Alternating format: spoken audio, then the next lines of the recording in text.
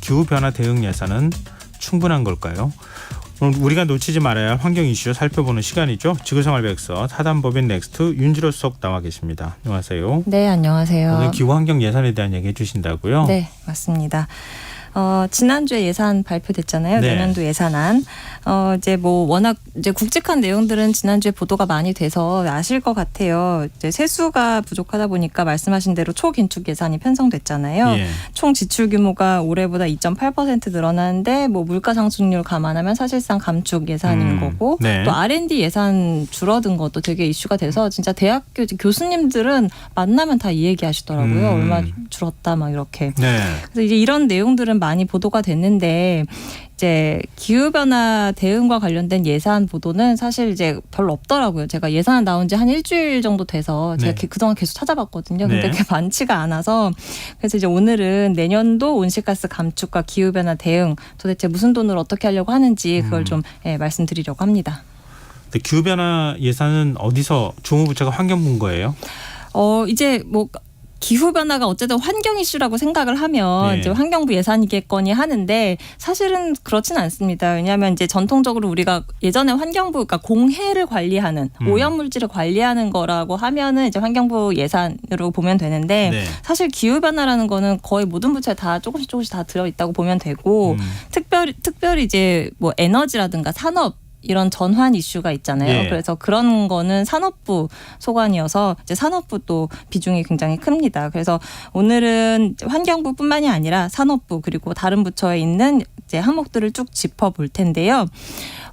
쭉 보니까 예. 역시 이번 정부 성격이 되게 확실히 묻어나더라고요. 무엇을 강조하고 무엇을 좀 약간 이제 후순위로 밀어두고 있는지 이 부분이 굉장히 뚜렷이 드러나는데. 근데 그걸 어떻게 다 모으셨네요. 네. 그래서 언론이 그렇게 많이 보도 안 하는 것 같거든요. 네, 다 살펴봤는데 네. 일단은 각 부처 예산을 살펴보기 앞서서 먼저 큰 그림부터 보면 네. 이게 내년도 예산안이 4개 정책 분야 20대 핵심 과제 이게 이제 중심에 놓고 짜여졌거든요. 예. 여기에 뭐 기후, 탄소, 에너지 뭐 이런 게 살짝은 들어 있습니다. 뭐 예. 예를 들면은 공급망 부문에서 뭐 리튬이나 히토류 이런 핵심 자원 공공 비축분을 좀 더 늘리겠다 뭐 이런 내용이 있는데 네. 그러니까 뭐 전기차라든가 재생에너지 늘리려면 결국 배터리가 중요하고 배터리 만들려면 또 이제 리튬 이런 거 공급망을 잘 그렇죠. 확보해야 되니까 네. 이제 그런 식으로 해석을 하면 이것도 탄소 중립 예산이겠다 이렇게 이제 해석을 하는 거고요. 예.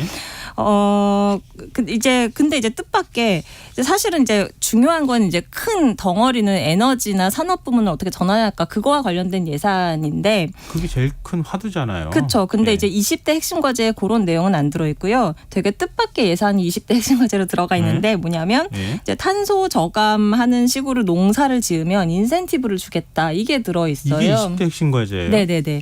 예를 들면은 이제 벼농사 할 때 물을 담아두잖아요. 예. 그러면 거기서 메탄이 발생을 해요. 그래서 네. 그런 이제 논물 관리를 잘하면 이제 그래서 배출량을 줄이면 우리가 지원금을 주겠다. 약간 이런 내용이 또 들어 있고. 예. 이래서 이제 온실가스를 줄이는 내용은 사실 요 정도가 이제 들어가 있는 거고 대신에 기후 변화로 인해서 피해가 발생을 하잖아요. 그걸 예방하는 비용은 조금 더 비중 있게 다뤄줬습니다. 아무래도 이제 올여름 수해가 좀 있었다 보니까 예. 그리고 이제 올초 가뭄 때문에 그때부터 계속 뭐 물그릇을 키워야 된다 이런 이야기 있었잖아요. 네. 그래서 이제 치수 관련된 예산이 확 뛰더라고요. 근데 요거는 조금 뒤에 다시 말씀을 드리기로 하고 네. 이제 기재부가 지난달 24일에 먼저 기자들 대상으로 브리핑을 했거든요. 네. 근데 그때 이제 그 추경호 장관이 발표한 내용을 봐도 뭐 기후나 탄소나 이런 언급은 한 번도 없어서 아직 우리나라 살림에서 이런 이슈는 조금 주요 아젠다가 아니구나 약간 이런 생각이 좀 들더라고요. 근데 뭐 전 부처의 예산들이 다 흩어져 있기는 하지만 그래도 가장 주무부처는 환경부다 이렇게 우리가 생각할 수밖에 없는데요. 네. 다른 부처하고 비교했을 때 부처 예산만 비교하면 환경부가 네. 어느 정도예요? 환경부 예산이 지금 12조니까요. 뭐 산업부랑 사실 액수로 따지면 총액은 거의 비슷한 정도인 것 같은데 이제 예. 부처 자체가 힘이 있는 곳이 아니다 보니까 아마 줄 세우면 제일 마지막에 네. 해당되지 않을까 그쵸, 싶네요. 네. 여가부 바로 위가 아닐까 싶은데요. 너무 마음이 아프네요. 네. 아무튼 그래서 이제 주목을 많이 못 받는 게 사실인데 그런데요. 저는 사실 환경부가 하도 이번 정부에 약간 이념 부처로 찍혀가지고 좀 예산이 많이 줄었겠거니 생각을 했는데 네. 예산이 늘었어요. 작년보다 1조 원 가량. 이게 증가율로 따지면 8.8%니까 생각보다 많이 늘어난 거죠. 전체 예산이 8%인가요? 네네네. 그건 늘었는데 네. 여기 환경부 예산이 8.8%가 늘어요? 네. 이거 좀 의외인데요. 네. 근데 이제 저도 그랬는데 이제 안을 들여다보면 이래서 그렇구나라고 이제 좀 짐작이 되는데 네. 왜냐하면 이 늘어난 액수의 거의 대부분 그 늘어난 총액보다 더 많은 양이 어느 부분에서 늘었냐면요. 물관리 예산이 늘었어요. 물관리 예산이 한 1조 833억 정도 늘었거든요. 네. 예, 그 중에서 이제 늘어난 물 예산 중에 특별히 어디에 집중이 됐냐? 댐, 하천, 물 이런 거예요. 그러니까 뭐냐면 이제 댐을 새로 10개를 더 짓겠대요. 그래서 예. 그거 뭐 타당성 조사하는데 뭐 얼마, 뭐 93억 원.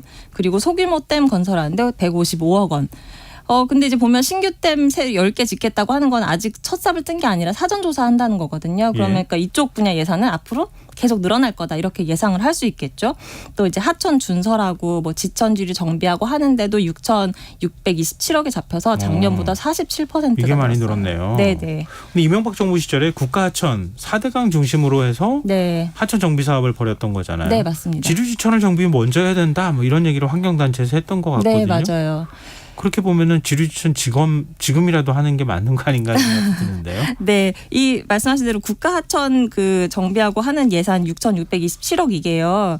그 MB 때 진짜 그 4대강 사업 고고 말고 이제 그 국가하천 정비하고 하는 그 예산 액수는 4대강 사업 이후에 진짜 최대 규모라고 합니다. 이번이. 그래요. 네. 네. 그래서 이제 이렇게 뭔가 댐 짓고 하천 관리하고 하는 게 기후 적응 측면에서 이제 뭐 어떻게 보면 필요하다고 할 수도 있는데 일단 환경단체에서는 이제 꼭 뭐 더 댐을 막 더 계속 짓고 하는 것보다 강폭을 좀 넓히고 보호 제거하고 강 주변에 저류지 만들고 하는 게 더 중요하다 막 이렇게 이야기를 하기도 하죠. 네네. 근데 어쨌든 지금 정부가 구상하는 이런 방식의 수량 관리가 맞다라고 인정을 하더라도 여전히 좀 아쉬운 부분이 있는 게요. 이런 이제 치수 관련된 그 대규모 토목 예산은 이제 되게 많이 늘었잖아요. 예. 그런데 이제 상대적으로 수질이라든가 뭐 이런 부분, 뭐 상수도, 하수도의 수질 관리 이런 것들은 훨씬 더 이제 증가율이 많이 못 미치고요. 그리고 이제 또 눈이 가는 부분이 기후, 녹색, 대기 분야인데요. 네. 이거는 올해보다 한 1.9% 늘어나는데 그쳤습니다. 이건 거의 안 늘었다고 해도 과언이 아니네요. 네, 아무래도 물 쪽 예산이 워낙 많이 늘다 보니까 네. 나머지 부분은 거의 제자리거나 아니면 작년보다 오히려 감액이 된 경우가 많은데요. 그나마 이제 1.9% 늘어났다고 하는 것도 대부분은 녹색 산업 관련돼서 뭐 어디에 뭐 우리나라 국내 무슨 환경 산업에 어디 수출한다 그러면 지원해주고 뭐 이런 것들 그런 예산이 대부분이고 네. 뭐 예를 들면 온실가스를 줄이기 위해서 업체에서 뭐 탄소 중립 설비를 놓는 걸 지원한다든가 뭐 미세먼지를 관리한다든가 하는 그런 예산들은 대부분 이제 감소를 했습니다. 그래서 이걸 두고서 환경부에서는 이렇게 설명을 하던데요. 그러니까 이게 환경부 예산에서 기후 쪽에 쓰는 돈은 줄었는데 사실 이 환경부 예산 말고 기후 대응 기금이라고 하는 것도 있거든요. 예. 근데 그러니까 원래 환경부에서 하던 거를 이 기금으로 돌려서 하는 사업들이 있기 때문에 뭐 크게 뭐 후퇴했다라고 보기는 그렇다라고 하는데 예. 사실 그것도 그렇지 않다라는 걸 제가 좀 이따 다시 말씀을 드릴게요.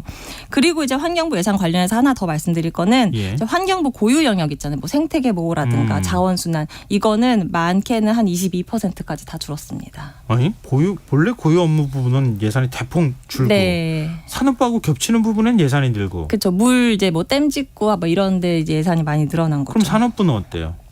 산업부는 전체 규모는 올해랑 거의 비슷합니다. 1.3% 정도 늘었으니까 거의 비슷하다고 보면 되겠고 네. 그리고 이제 뭐 예상하듯이 원전에 굉장히 이제 집중을 많이 하는 게 보여요. 네. 예를 들면 원전 그 중소 중견기업에 저리 융자해주는 원전 생태계 금융 지원 사업이 내년에 신설했는데 여기에 1,000억 원이 편성이 됐고요. 또 원자력 생태계 지원 사업이라는 게 있어요. 이거는 올해보다 26% 늘어난 112억 원이 책정이 됐고 그래서 뭔가 이제 진짜로 생태계를 살리는 환경부 생태계 예산은 줄었는데 원전 생태계 예산은 대폭 늘었다라는 게 이제 특징이고 네. 또 이제 뭐 원전 관련된 예산은 거의 다 뭐 신설되거나 아니면 올해보다 늘고 이랬고요. 특히 소형 모듈 원전 있잖아요. SMR이라고 하는 네. 그 예산, 그 R&D 예산이요. 올해보다 760%가 늘었습니다. 오, 많이 늘었네요. 네. 여긴. 그래서 333억 이렇게 편성이 됐고요. 다른 R&D 예산 뭐 16% 이상 줄었다고 네, 하는데 맞습니다. 이거는 760%가 늘어났어요. 네. 얼마나 좀 진심인지 비교가 알 수 있죠. 원전에 대해서. 예. 네. 그러면은 친환경 재생에너지 관련 예산은 어때요? 뭐 재생에너지 예산은요. 올해 원래 1조 원 편성돼 있었는데 이게 6천억으로 줄었으니까 되게 많이 줄었죠. 40% 정도 줄은 거네요. 네, 맞습니다. 그 재생에너지 지원 사업이라고 하는 거 아래에 한 10여 개 세부 사업이 있는데 예. 모두 다 줄었고요. 아예 전액 삭감된 것도 있습니다. 특히 사실 태양광 같은 경우는 뭐 감사도 있었고 해서 이게 뭐 어느 정도 카르텔이라고 네, 대통령 줄겠거니 예상은 됐었거든요. 줄어드는 게. 근데 풍력은 그래도 이번 정부에서 좀 관심을 갖지 않을까 했는데 풍력도 무슨 핵심 소재를 만드는 그 어떤 센터를 구축한다거나 아니면 해상 풍력 이거에 대해서 뭐 지원을 해준다거나 하는 것도 다 감액이 됐더라고요. 그럼 전체적으로 다 재생에너지 예산들이 많이 줄어서 네. 재생에너지를 늘리는 거는 불가피한 선택이잖아요. 네. 우리가 원전이 어느 정도 비중을 차지하느냐 이거는 뭐 차치하고서라도 네. 전반적으로 예산들이 줄어들었다고 하는 건 좀 한편으로 걱정이 되기도 하는데요. 네. 다른 부처에 들어가 있는 기후 환경 예산은 어떻습니까? 제가 이제 20대 핵심 과제 중에 그 예상 외로 뜻밖의 저탄소 농업 인센티브가 들어있다라고 말씀드렸잖아요. 예, 이건 좀 못 들어봤어요. 정말. 네, 맞습니다. 이게 이제 그러니까 이제 신규 도입됐어요. 농가에 탄소 감축 활동하는데 직불금 지급하는 이런 게 근데 내년에 신규 도입이 되는데 예산이 90억 원이에요. 예. 그래서 이제 예를 들면 이게 대표적인 게 뭐 논물 관리하면 뭐 주고 하는 그런 거라겠잖아요. 네. 근데 아무리 논농사 농가수가 매년 줄어도 지금 거의 한 50만 가구가 되는데 90억이라고 하면은 얼마 안 되는데요, 액수가 요즘? 좀 많진 않아서 좀 아쉬운 액수죠. 예. 그리고 이제 농림부에서 하는 농업 온실가스 감축 및 기후변화 대응 사업도 감액이 됐는데 이것도 마찬가지로 어떤 사업이 특히 많이 줄었냐면 예. 농촌 재생에너지 보급 지원 예를 들면 영농형 태양광이라든가 이런 부분 이런 그 태양광 패널 설치하고 그 밭에서 같이 또 농사를 네, 질 수 있는 이제 뭐 이런 거 말씀하시는 거죠? 네, 그거 뭐 예. 실증 사업 한다거나 아니면은 뭐 이제 동네 마을회관에 뭐 옥상에다 짓는다고 하는 그런 것들도 다 이제 한 32% 줄었습니다. 그러니까 태양광자 들어가면 다 감액이 됐다라고 이제 보면 될 것 같고, 네, 뭐 기타 뭐 SOC 예산 늘고 하는 것들은 이미 많이 언급이 됐었죠. 들어보니까 우리가 탄소 감축을 계속 해야 되는 상황인데 네. 이걸로 과연 어느 정도 감축할 수 있을까 이런 의문을 갖게 되네요. 네, 이제 탄소 중립을 해야 되잖아요. 하기는 해야 예. 되는데 그냥 이제 우리 열심히 해보자라고 하니까 사실 속도가 너무 안 붙어서 그래서 이거를 뭔가 이제 편성을 하거나 할 때 이거를 좀 제도적으로 이 부분을 특히 신경을 써보자라고 해서 도입된 제도들이 있어요. 네. 대표적인 게 온실가스 감축 인지 예산 제도라고 해서 2023년부터 도입된 게 있고요. 또 기후 대응 기금이라고 하는 이거는 이제 기재부 건데요. 거기서 기재부가 각자 이제 기재부 건데 이거를 각 사업부처에 나눠주는 거죠. 환경부, 산업부 등등 쭉 나눠주는 그 기후대응 기금이 있는데 이것도 2022년에 마련이 됐습니다. 그 두 가지가 내년에는 어떻게 반영이 됐나 살펴봤는데요. 예.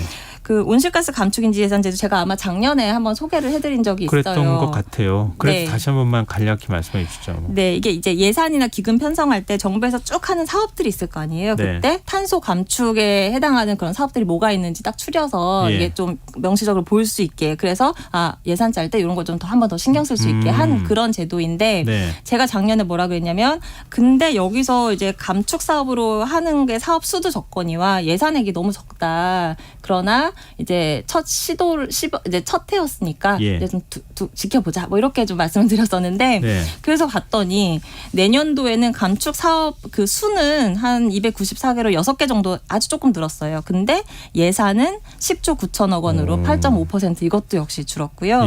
기후 대응 기금도 2.5조에서 2.4조로 좀 줄었습니다.